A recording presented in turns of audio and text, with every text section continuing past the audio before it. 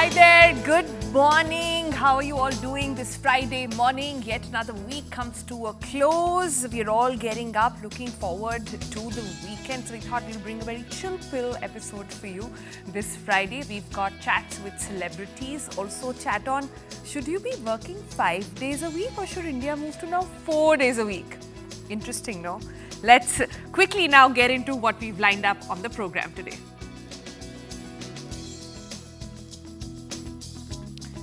Countries are now embracing and in fact some even experimenting with 4-day work week culture. Is it a one-size-fits-all solution?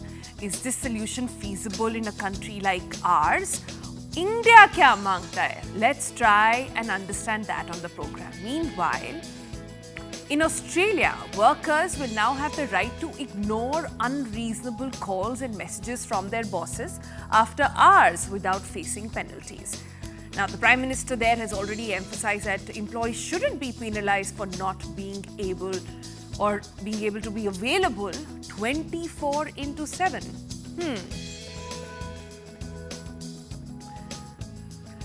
What's it like to have a husband as your boss on a set when you're doing a movie and you also discover you're pregnant? Yami Gautam and Aditya join us on the program. They're all set to release their new movie, Article 370.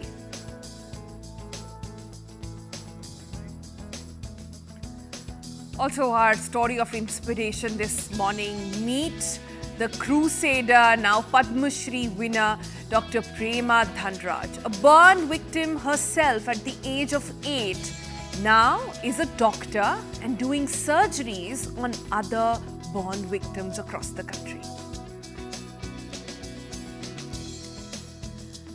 And finally, thank God it's Friday and we've got the perfect planner for you. All the latest OTTs, where to watch, what to listen to. We've got you covered.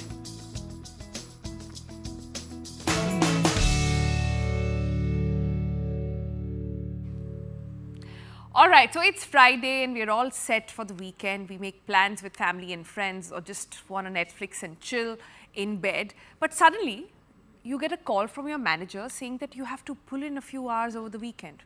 Or worse, after a night of partying, still dealing with a hangover, you get an urgent email on a Sunday morning from work. Nightmare, right? Well, this is a reality for a lot of us, me included.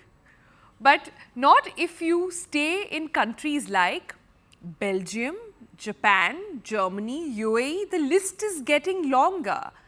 Because here, in these countries, they have now rolled out laws or are on their way of rolling out laws where people will not be obliged to respond to work calls or emails over the weekend. In fact, some are even doing away with the 5th working day altogether, meaning work only for 4 days. Others saying, let's make some arrangements and you have to clock in a particular number of hours and it's up to you in how many days you spend it. So you could wrap up work in 3 days or 4 days or 7, it's all up to you. Sounds lovely, right? But in India, where we still glorify hustle culture, where we hear our heroes talk about 70-hour work week and that is what will take us forward. How should we really be perceiving this? India Kya Mangta? Well, काम तो कोई extra नहीं करना चाहता है, but is it feasible in India? What is the right balance that we must really be striking? All of that is what we're going to discuss on the program today. And joining me now for this very fascinating chat is Rituparna Chakrabarti. She's the co-founder for Team Leads. Rituparna actually deals with everyone, a lot of people who come to her perhaps with all these requests or know a lot of founders who are on the other side or management on the other side who have other point of views in this as well. But Ritu, I just want to understand first off from you, like I said, काम कोई नहीं करना चाहता है, weekend पे तो especially नहीं करना चाहता है. So when we look at these laws, young India, millennials are now thinking, why have we been put through all of this? We should also have a life, we should also have work-life balance. But then you have people like Narayan Murthy, not to sort of demonizing him at all or not to criticize his comments at all. That's a formula that perhaps worked for him in those times. But would you say India now is changing? India now is asking more questions. Employees are now getting more demanding. Yeah, good morning. Good morning. Good to be on the show. Yeah, I think the thing is, India is definitely transforming. India is not what it once used to be. But having said that, we have really miles to go to kind of reach that level where we have the luxury of legislating 4 days of work. It's great to talk about 4 days of work, but I'm not too sure. And even if you wish for it, even if a particular organization wants to do it, at least India doesn't need yet another added legislation for that. I think it's about what essentially is needed for a certain stage of or evolution of an organization. There are, I'm sure we all know that in the startup ecosystem, and I've been part of a startup. I mean, TeamLease at one point was a startup, and at initial days, we really used to slog our backs off, and we would work through the weekends, and we never really cared about the time. Our personal status, honestly, also were different than what it is probably today. And we could do all of that, but that was not a perpetual state of affairs. I mean, things start getting in place, and then we have 5 days of working, and we really need to get our productivity going within those 5 days. So the point is, depending upon industry that you belong to, depending upon the kind of job that you do, I think one needs to be open and flexible, keeping that in mind. If you're walking into if you're in the hospitality industry, if you are in the healthcare industry, if you're in the media industry, I mean, you have to be used to working at very odd hours. I mean, you have to be on call on most cases. But if you did walk into a job where you expected that there would be a stipulated working hours, and then you have your boss calling at odd hours or during the weekends, and then there is definitely a problem. And I think those have to be dealt with as one-on-one instances. One needs to go and speak with the supervisor, speak to the HR team, because such organization culture at any place in time is corrosive and is not sustainable. So I guess we don't need legislation, but we need to apply our minds, our brains to the practicality of the situation and adapt to that. I think that should suffice. I like what you're saying, and I agree with it 100%. When you say that it can't be, especially in a country like ours, where there are so many options, we are doing everything made in India. We have a startup ecosystem, and we also have MNCs. We have 24/7 media. We also have the film industry thriving, which is working odd hours, long hours, etc. So it has to be an industry-specific approach. But for those, who sort of question and say, why are we working so much? You're saying the solution is not to question the system so much or the industry so much. The question has to be, don't apply. If that is your sort of driver in life, that's your non-negotiable, as I like to call it, when you enter the workforce, then please look for industries as match it. Clearly, media is not for it. If I were to hire someone and have them talk to about, not being able to work 24 hours, it would be really tough for that person, and even for me as a manager to sort of have them on board. Similarly, for startups, I mean, hustle has a different meaning altogether when it comes to startups. But talk to me a little bit about then how should young people really approach it? And is there a way in which people in existing organizations are feeling cornered, pressured, overwhelmed, exhausted?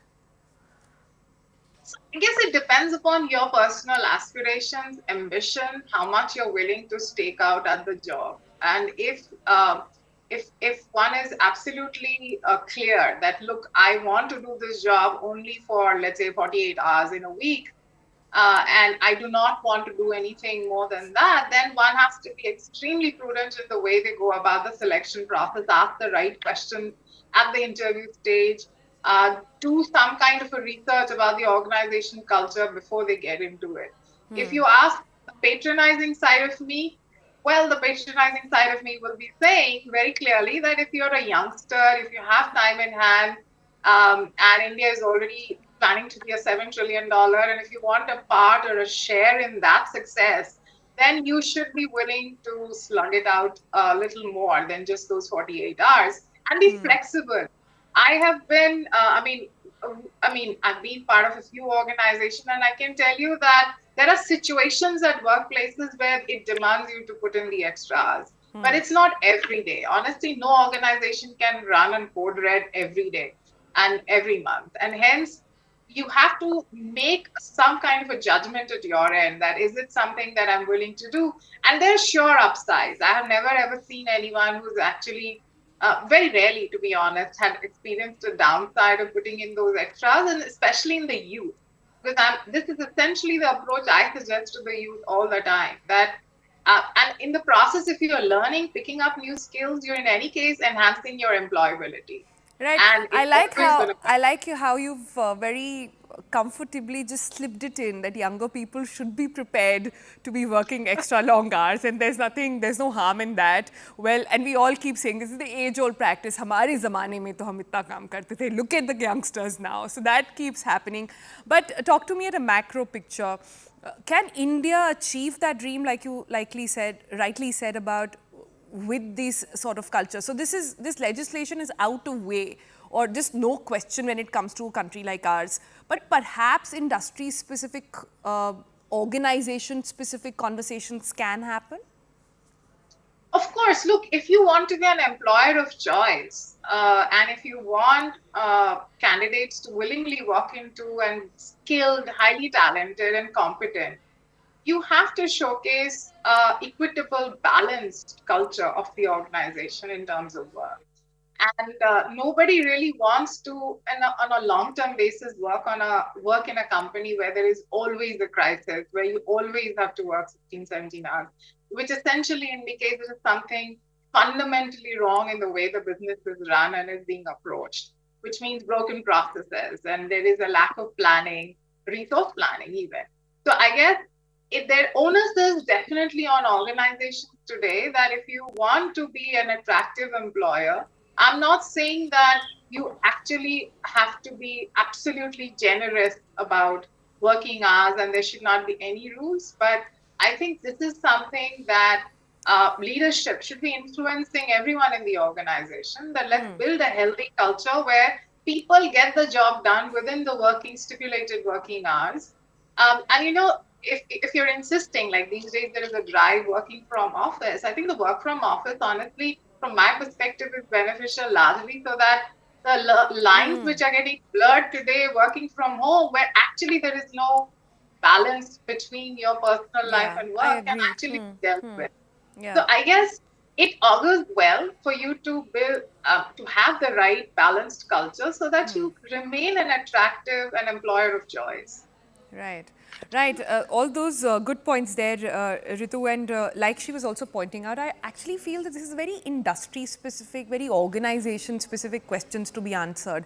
I really don't know how countries can, or a country like India perhaps, can have a one-size-fit-all approach when it comes to work culture as well. Forget just working for 4 days or not. So I'm sure if people from India also working for Google will have very different sort of understanding on those working for Facebook and those then working for TikTok and the others. So even in the same social media realm, things are so different. So you can imagine how each organization should be approaching it. Thanks, Ritu, for that. My takeaway for all of you watching over here is this, that in case you want, because all of us don't want to be working so hard, it doesn't kill to work hard, it always pays off. That's my advice, number one. And second, it is that you have a lot of options in India now, and instead of feeling bad about it later, have very calculated decisions early on. All right, after all that gyan that we have given you early in the morning, let's cut across now to the big interview this Friday. A new movie is around the corner on the 23rd of Feb. Article 370 will be releasing. Now, Article 370, as the name suggests, is based on the law, is based on everything that happened. But this movie actually offers an insight into what exactly happened. It's coming from the makers of Uri as well, so expect the same kind of sort of approach that they will have as well. We look into all those with the cast and crew. Joining us now is Yami Gautam, Aditya and AJ, the actor, director, producer. All of them join us on the show. Hi guys, good morning. Thanks so much for chatting up with us. And firstly, Yami and Aditya, I have to say, congratulations. Both the movie and baby are on its way. So I'm sure it's a very, very exciting time for the two of you as a couple as well. How's the Josh, guys, taking away from your last movie? It sound very cliche. Had it been Uri, we would have still continued. The Josh is very high. How's the Josh and all those things. But I think I can still steal those lines. Now it's better half and the actor. So full of Josh, really happy, very excited, good energy around, and when you put in your best in your work, and now it's all ready for everyone, to experience it. Not very far now, just it's on 23rd Feb. And of course, our personal lives, and it's going to be something very new. But we are ready to, I think, embrace that phase also. Right. And Aditya, so you have what, two due dates now? One in the house and one in the theaters. Which one are you more nervous about? I haven't answered that. Thanks. No, I'm actually nervous about both the due dates. This one, I'm nervous because in this film, we are representing some of the most bravest officers of our country, be it the intelligence officers and army officers and CRPF and the bureaucrats sitting in Delhi who took such a big decision and who pulled off something which was absolutely extraordinary. So first and foremost, पहले ये वाला बच्चा will take care of, and then the bigger one. Nice, nice. Listen, there is so much that I have to ask you about what's going on in your personal life, but let's for a moment bring in the director as well, the other Aditya in this team, Article 370. Let's call him AJ now for everybody's sort of convenience over here. Hi AJ, welcome to TBC. And this is your debut movie, so I'm quite amazed at how this is turning out to be a milestone movie for the entire cast and crew over here. Tell me, you've got quite a task at your hand. The trailer that we've seen looks quite intense. Describe to me, how was it debuting with a subject like this? I'm really excited what happens and how people react to this kind of a subject and such a vast, subject and important historical decision which was made, and how the film is going to be received on 23rd Feb. So it's great. And with that, of course, this news and everything that, how Aditya and Yami have been through this process, the film and everything else together, it's been great. I mean, it's really very positive energy all across. I'm sure I can imagine looking at all of you and especially the stories behind it. But Yami, let me come to you next. You've had a very successful year at the movies. Oh My God 2 was so well received. But it was a movie with a purpose. Then came Bala, was another movie, a successful movie with a purpose. Are we reading a pattern now in the kind of scripts that you're choosing? Or I shouldn't be asking this question. This one, it was husband, so you had to do it. So the idea is to break the pattern. There will always be an attempt to, just when the audience or anyone starts thinking, okay, that is the pattern, we have to break it. And I think it happened with Uri somewhere. And then, of course, Bala and A Thursday and all the films that came between, the last one, OMG. And now, of course, 370. 370, I still call it a culmination of not just these past films of past couple of years, but all the years that have gone in with so many hopes, disappointments at the same time, hard work, but patience. This is absolutely something very, very, very different this experience has been. And as far as my script choices are concerned, I've said this before, I've shared this with your colleagues, I'm just chasing good scripts, I'm chasing good stories. I'm not chasing projects, I'm not looking for anything else but good stories, good vision, good team to work with that who are passionate about making cinema and think about audience before you're making something, because we eventually fix for them. And I know, of course, obviously, how silly I sound. I know Aditya. Of course, I know Aditya where it comes from. The fact that once you make a film, that stays forever. So it has to be something which you're proud of when you look back even 50 years later, that this is something we created, and should be proud of it. So that's the kind of thought process I have before signing anything that I do. Yeah. Aditya, you are from Kashmir. You're a Kashmiri Pandit. Uri, your last movie, and now Article 370. I should have actually asked the pattern question to you, but fair to conclude that these movies, these scripts are coming from a personal space for you. You see, being from Kashmir, we always knew about the kind of political scenario and the kind of problems Kashmir was going through. And since childhood, I've been hearing all this. So when the abrogation of Article 370 happened, it was almost very personal, and because we understood the gravity of the abrogation. So it the curiosity was always there to understand. Like, we know that it was abrogated, but we don't know how it was done. So in fact, a year and a half back, we happened to meet one of my journalist friends, and he actually kind of narrated us the few incidents of how it happened. And that kind of instinctively made us feel ki, yaar, this is supposed to be a great film. Like, this can turn into a great film. And it's a story which needs to be told. It's a story which everybody in India should know about, because it's a very, very patriotic story. How different departments work in Indian government, and how they come together, be it like security agencies, be it defense forces, be it like the bureaucrats, the politicians, how everybody came together and pulled this off.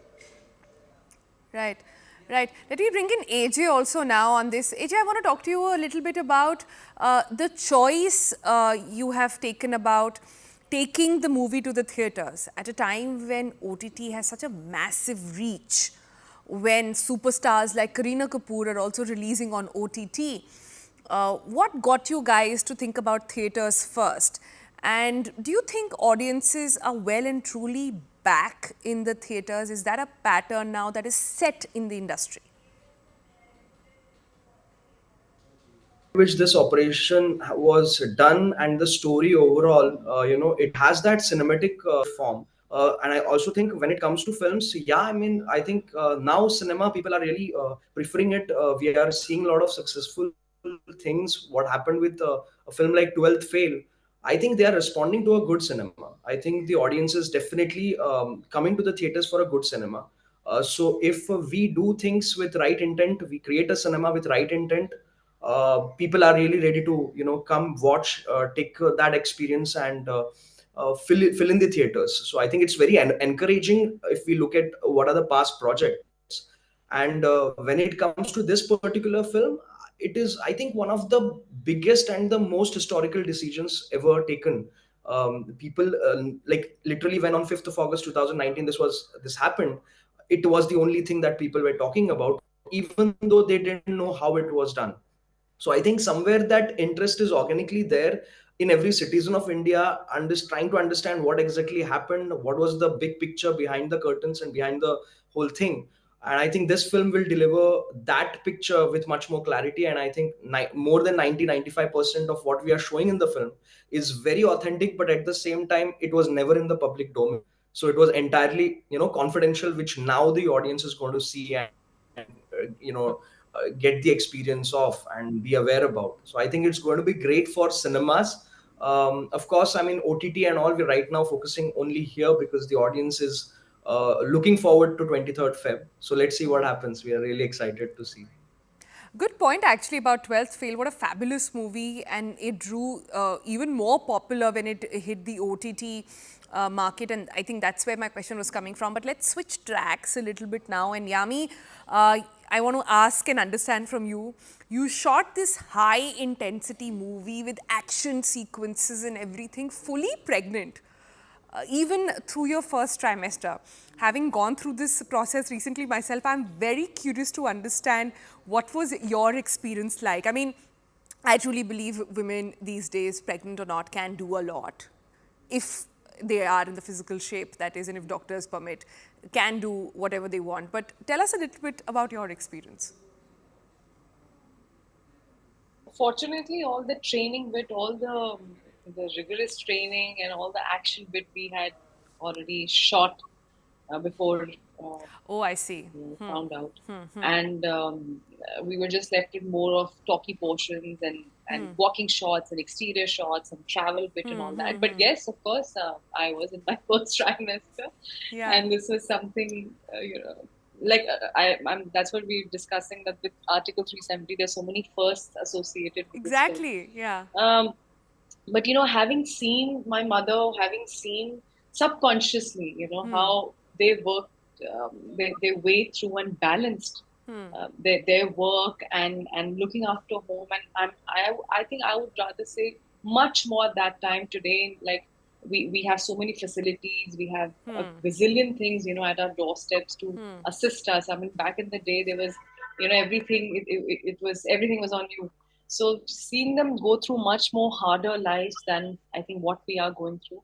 So taking strength from there and having my husband by my side and even my family being there, I think I was really, really cushioned. I was really very ably supported. That's also not the kind of time where you want to you can tell people around and share this, because it's so new, sensitive. it's so personal, and so I just want to center myself that okay, this is the professional side. This is something that I've made a very, very important commitment. And as Aditya said, there is, especially when it's based on true story, and a story like that where you represent something so historic and something so important, that you automatically, that switch is always there in you. You're always aware of it. Yeah. And at the same time balancing it with something so beautiful. I think that's the closest you can be to Mother Nature. And I'm enjoying every bit of it. I'm not someone who overthinks a lot of things, and this is what I'm feeling, this is what, of course those basics are there for everyone. But if you put your mind over everything else, I think it's fine. And I have a lovely family to balance all those intense scenes with good amount of laughter and great food and great weather, especially when we were in Kashmir. Yeah. So I think it was all good. And tell me, how was Aditya, the producer of the movie / husband of the actor wife who's expecting her first child? How was he on the set? Were all your morning sicknesses taken care of, cravings served? And to me, actually, he comes across as pretty much daddy cool. Look at the way he's just chilling out there and sitting. But was that really the case? He's the most calm person I've ever come across. Extremely, extremely calm, and so contained. And because I've seen him through Uri, I mean, of course, this is a very, very different part of our lives now. But I've seen him in such situations where we've all been on sets, we've all worked enough to have different kind of experiences, where I've seen directors or somebody else, someone or the other on the set completely lose their mind, and to a point where you come back and you're like, oh, I shouldn't have done that, I shouldn't have said that, I shouldn't have thrown that. Thrown that? So I have seen him sail through that so gracefully that this was something which was he was very, very calm, very supportive, very and that's very important. It's very important, especially when you are in a situation, in a stressful situation or in a chaotic situation. All that, even if your intention is correct, never helps. You have to have that voice around you, which is, which just cools you and just, think, and it's all fine, it's all okay. And so that's Aditya.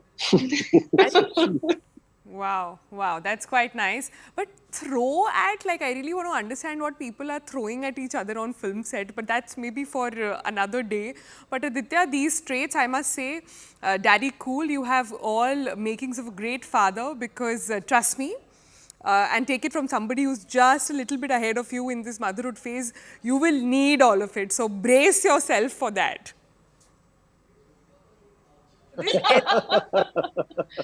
Thanks, Sonal. Just what I wanted to hear. We are really, really excited about it and really looking forward to it. And it's actually, it's going to be the first baby in our family.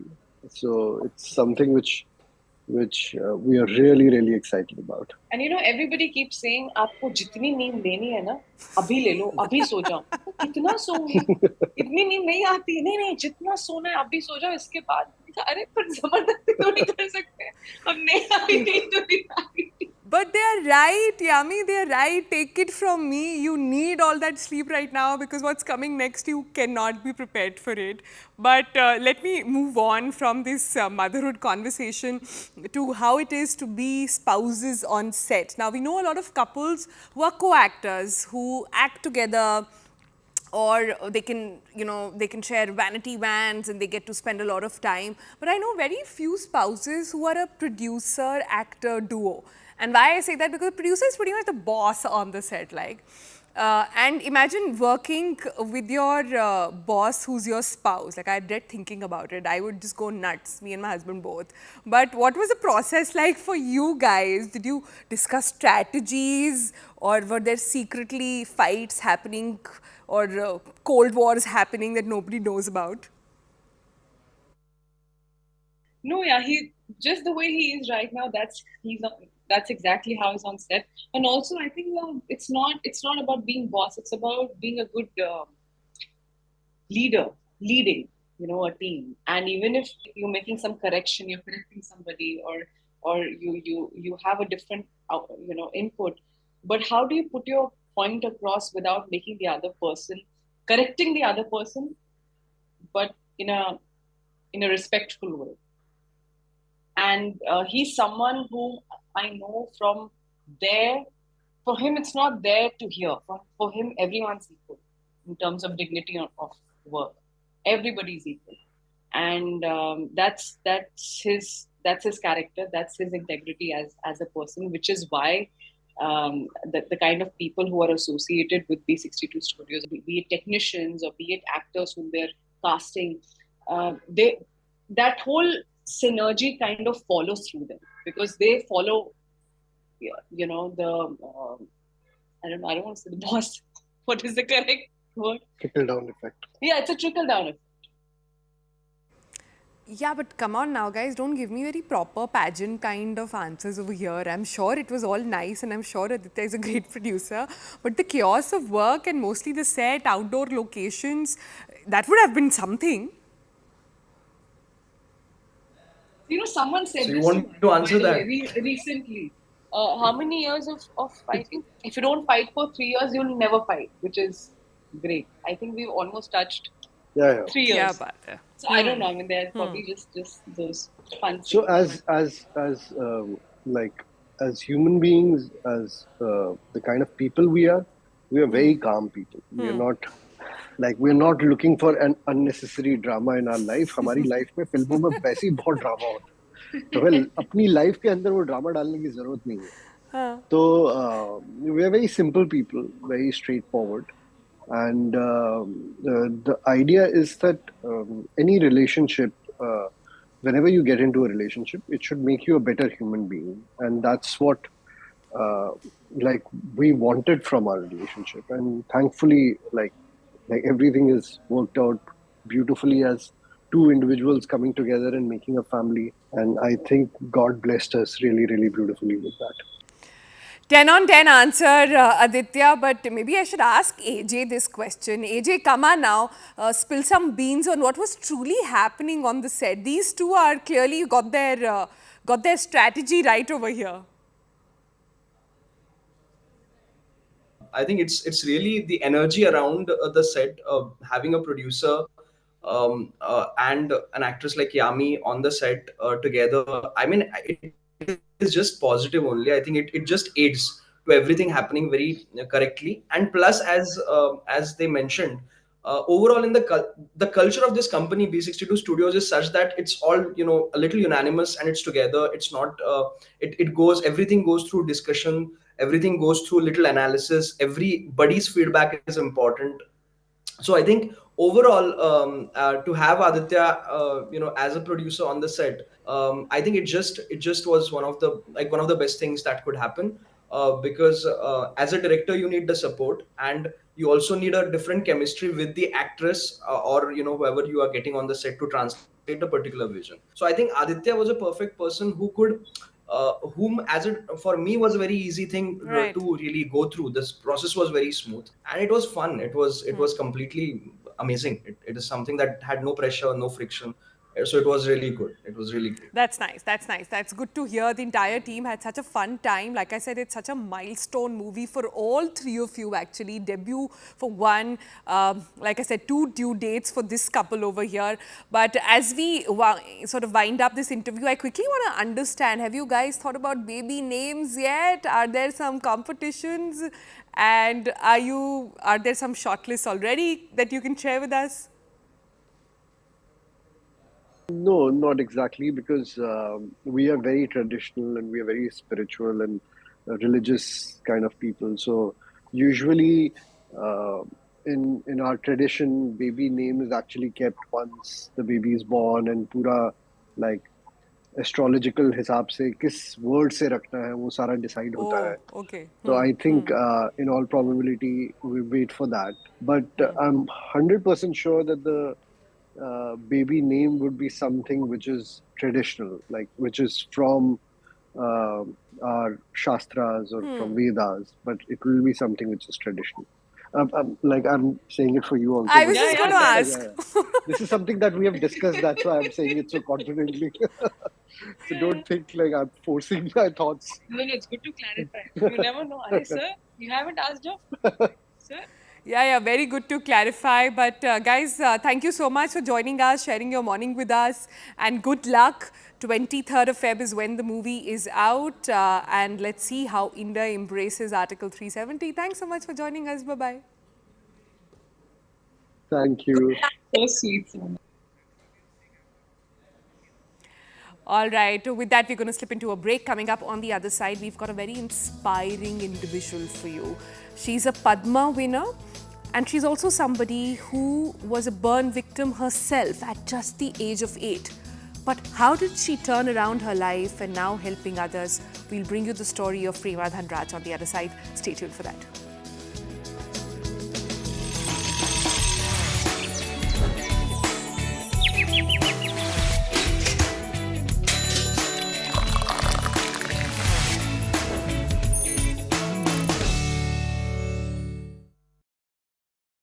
This with the central leadership.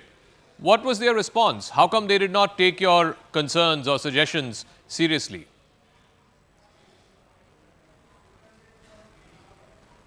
No, I have been talking to our in-charges who have been in Maharashtra. I have never personally criticized anybody with my leadership, but I am not type of person who would like to say something behind the back. Issues have been raised in meetings. Issues have been raised before the in-charges of the states. I mean, nothing has actually happened, and I didn't see any corrective measures happening. And we were just, time is passing by, and elections are hardly a few weeks away. And with this sort of situation, how do you expect to take on the BJP? I do want to ask you a couple of questions. I want to take you back to more than 10 years ago when you were Chief Minister.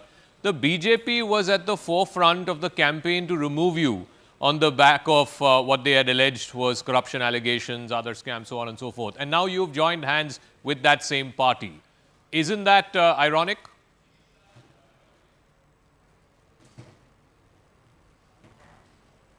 That's okay. I mean, people really know that we have these issues have been politically motivated at that time, because when the opposition raised issues against me personally on those issues, I had to resign. I am aware of that. But anyway, nothing personal about it. But still, you are aware that we have won the High Court case in these matters. People have gone into appeal, that's okay. But more than that, that's not an issue which is at all connected with my decision to leave the party. Let me be very frank. But So- whatever has happened during that regime was also during the Congress regime itself, not with the BJP regime. So in the last few weeks itself, you have yourself who have moved from the Congress to the BJP. You have someone like a Milind Deora who has moved from the Congress to the Shinde faction of the Shiv Sena. Why are, particularly in Maharashtra, one after another, Congress leaders leaving and joining either BJP or other parties of the Mahayuti?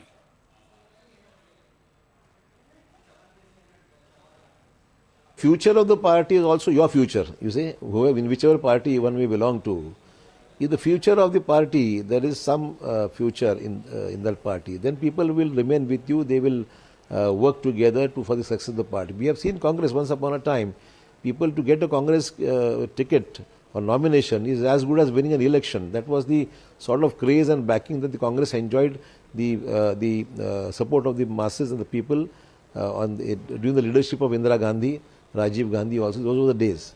But today, if you see the situation in Maharashtra particularly, all over the state there is a problem, all over the country there is a problem, but particularly when I am talking about Maharashtra, you see people are gradually moving because everybody has his own future also. Na? You have to ensure that you built up the party responds to your plan or action or takes the party forward. The leadership has to, the PCC president, the CLP leaders, the colleagues, all have to come together. They have to bring the party together and take a call and start in action on that. But Okay.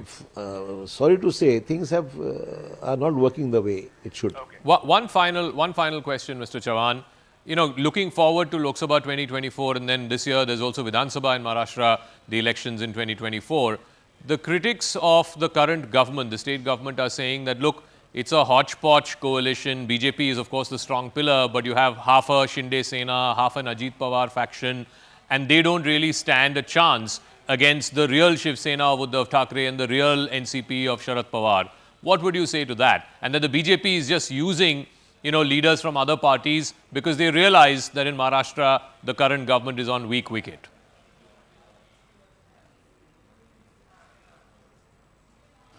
You see, as you have pointed out, is half a Shinde party, half a Ajit Pawar's party, Uddhav Thackeray and Sharad Pawar.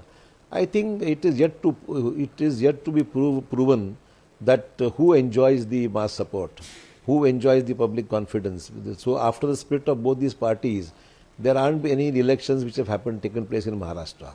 So it's very difficult to judge that who enjoys the public support.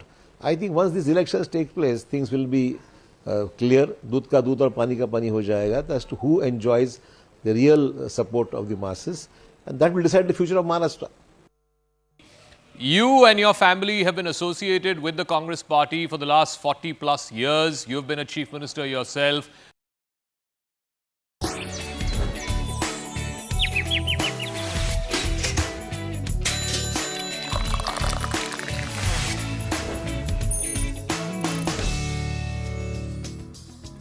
Welcome back. So we got you some fun, some entertainment, and since it's Friday, let's also bring you some inspiration. And this particular story is going to really, it touched my heart. I'm sure it's going to touch yours as well. This is the story of turning unfortunate events in life into a life mission. I'm talking about Dr. Prema Dhanraj, that lovely woman on your screen. At just the age of 8, she was a victim of acid attack. But through the years, she didn't let it define her life. She became a doctor, a surgeon, and now she operates on other acid attack victims, gives them counseling, a whole 360 view, gives them ability to upskill themselves, get a job in the market, mentally get to a stage where they can really go out in the world, and all of that, of course, got her a Padma as well. So joining us on the program today is the woman of the hour herself. Good morning, ma'am. Thanks so much for joining us. I have to begin by asking you, how did you turn this sort of adversity in your life into such a mission? You are now the brand ambassador of the cause, you know, if one can call it that. Tell us, what would you tell other burn victims actually watching you right now? You're such a story of inspiration. I would say that whatever is happened, if it is accidental, then definitely there is something God has plans for them in a better way. But of course, a lot of them are suicidal, so it becomes very difficult to say that that was, suicidal is required for them to really look at life in a better way. But for those patients who are very sensitive and who are very vulnerable and weak mind, I would really advise that think for few minutes before you jump into conclusion. Take a walk, and then your thoughts will change, and they'll be better in dealing with their life, because everybody gets problems. There's not only one or two, and all of us, I feel problem is like a bend, and that bend will very soon go away and the road will be straight. Just that moment when they feel that they're getting thoughts like this, they just have to take a walk and go away from that place. Right, things will change, the bend will flatten out, as you said. But what in your experience, ma'am, has changed over the years in the Indian scenario in the space of burn victims? It was at one time a taboo. Now help is available, there are clinics available. Many people like you are going out of their way to help these victims. We are in active discussion of availability of materials that can cause these acid attacks. What for you has changed? There are quite a bit of changes have occurred, but I think still a lot more has to be done. When you compare to the Western world, we are still far behind in burn management because we have very little resources available to us in most of the hospitals. I think that not many people would like to treat burn patients because it's very expensive, one, and second, it's only the poor socioeconomic patients who resort to such suicidal or homicidal. The elite group don't come into this burn category at all. So it becomes very difficult to treat them because they don't have funds. They're all from very poor society. And whatever is available with the limited sources, I think our doctors are doing great job by trying to do their best. And if it's a lesser percentage burns, of course we can do a lot to treat them. But if it's a higher percentage, definitely we cannot promise that the patient will be saved with the limited resources. But compared to my time when I went through so much to now, I think there are a lot of changes which we can do to our patients and reduce the trauma, the depth of injury. We can counsel them, we can send them out into the society so that they financially they are independent and they have a life after burns. Yes, life after burn and a good life after burn. But ma'am, you said so much is to be done. What is the meaning of this Padma award for you? How will this help in your mission? It's really difficult for me to answer because we were quietly doing the work. The only way this award can help us in my organization is if somebody, could donate a little bit of land for us, because I've always wanted, I go to many schools, colleges and IT companies to give them motivational talk. So I feel that there are a lot of vulnerable group now. My generation, I think we were very strong and we could cope up with all sorts of pressures, and we never thought of, for every small thing, we never thought of committing, trying to commit suicide. So we're always looking for a land where we can expand our reconstructive, surgery and counsel the patient. Lot of people, not only burn survivors, but all the other general population where they're also vulnerable. So that is the only way I think that, because more people are now aware that Agni Raksha does exist and that we are doing good work. So if somebody could help us out in that way, I think we'll definitely do not only for burn survivors but to a whole lot of people. I'm sure a lot of people are listening, and when it comes from you, I'm sure it'll have an impact. Thank you so much, ma'am, for joining us on TBC, for everything that you do, and good luck with everything that you have in store for the future.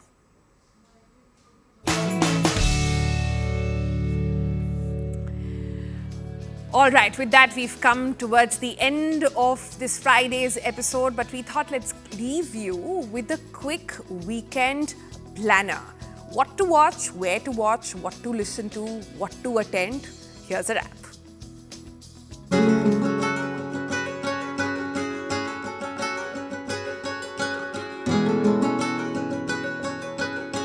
Hi everyone, this week is brimming with a diverse array of entertainment options ranging from captivating movies to anticipated OTT releases and in fact live events. Whether you're in a mood for a musical journey, a thrilling cinematic experience or in fact a live concert, there's something for everyone to enjoy. Let's dive straight into the highlights of what's in the store with TGIF.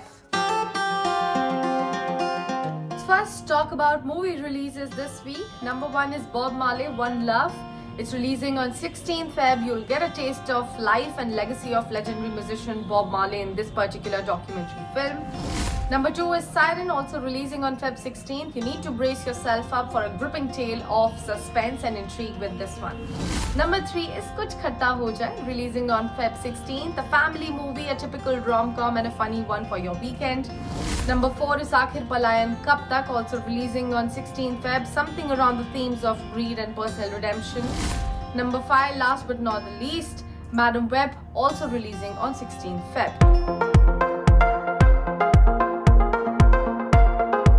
Shifting focus towards the OTT releases of this week, we have got the box office smasher Sala coming on Disney Plus Hotstar. Next one is This Is Me Now, a love story, releasing on Amazon Prime. Then Einstein and the Bomb coming up on Netflix. We have got the Kerala story coming up on Z5.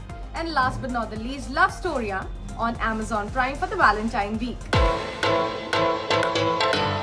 Last but not the least, we've got some live events for you that will make you go out of your house. First up is G-Eazy coming to Mumbai on Feb 15th. Relive UB40 with Ali Campbell in Delhi on Feb 16th. And Casa Bacardi, which is starting from 18th of Feb. You need to prepare for a series of unforgettable nights filled with music, dance and in fact celebration. And with such an exciting lineup of movies, OTT releases and in fact live events, there's no shortage of entertainment options to indulge in this particular weekend. All right, with that, it's a wrap on this week's episode and this Friday's episode actually of TBC. We'll see you again on Monday.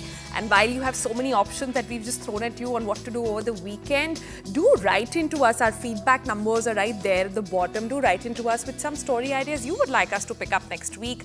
Like I always say, we listen and we read all your suggestions and take them on board as well. Until next week, bye-bye. Stay well.